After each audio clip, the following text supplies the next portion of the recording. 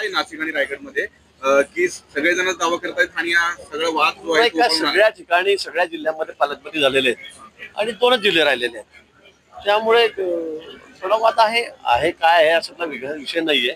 पण पूर्वी आम्ही होतो, नंतर दादा भुसे आपण त्यांना ते दिलं, नंतर पुन्हा आमचा क्लेम आहे, आता कुंभमेळा आहे म्हणून सगळ्यांना वाटतं की माझ्याकडे ते राहावं।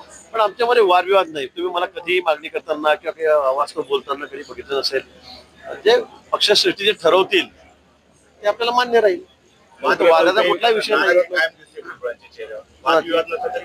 आता इतके प्रसन्न चेहरा होता त्यांचा, हसत होते, कुठे नाराजी होती? मी तर काही नाराजी बघितली नाही। आता तुम्ही रोज बघता म्हणून गोंदियाला जाणार होते, अचानक झालं नाशिकमध्ये। त्या बाबतीत मला खरंच तुम्ही आता प्रश्न विचारल्यावर मला त्याची कल्पना म्हणजे मला माहिती पण मला खरं या बाबतीमध्ये काही माहिती नाही। आता थोडी ऍडजस्टमेंट असते, कोणी कुठे जावं कोणी कुठे जाऊ नये, कोणाची अडचण असेल तर त्या ठिकाणी शुद्धीपत्र काढून त्याची नेमणूक केली जाते। मला वाटतं हा कुठलाही आमच्याकडे वादाचा विषय नाहीये, कुठल्याही दृष्टीने आमच्याकडे वादाचा विषय नाही। अतिशय एकोपा आमच्यामध्ये आहे। कुठेही शिंदेसाहेब नाराज आहेत, अजितदादा नाराज आहेत, देवेंद्रजीचं काही म्हणणं आहे असं कुठेही नाही, कुठेही नाही।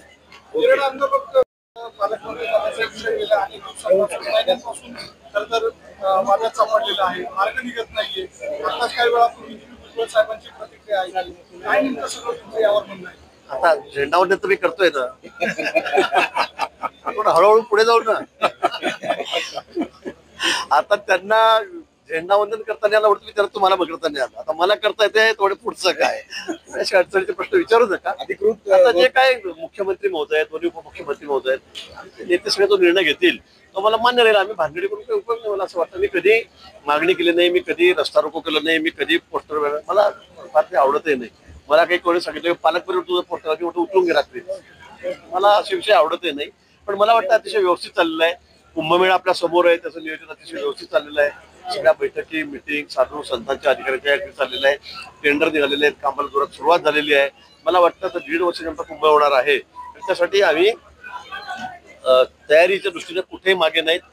सर्व निधीची त्या ठिकाणी जी आवश्यकता आहे त्याची तरतूद झालेली आहे। केंद्र सरकारकडे आम्ही जाऊन आलेलो आहोत, राज्य सरकार सगळा निधी द्यायला तयार आहे आणि अतिशय सुंदर सुरक्षित असा कुंभ आपल्याला या ठिकाणी करायचा आहे।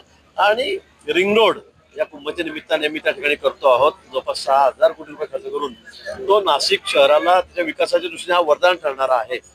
त्याची सुरुवात आम्ही टेंडर सुद्धा 10-15 दिवसामध्ये निघेल आणि ते काम 1.5 वर्षामध्ये कुंभपर्यंत पूर्ण व्हावं अशी आमची अपेक्षा आहे। त्यासाठी आमचा प्रयत्न। पढ़ते रहिए fight against criminal daily newspaper.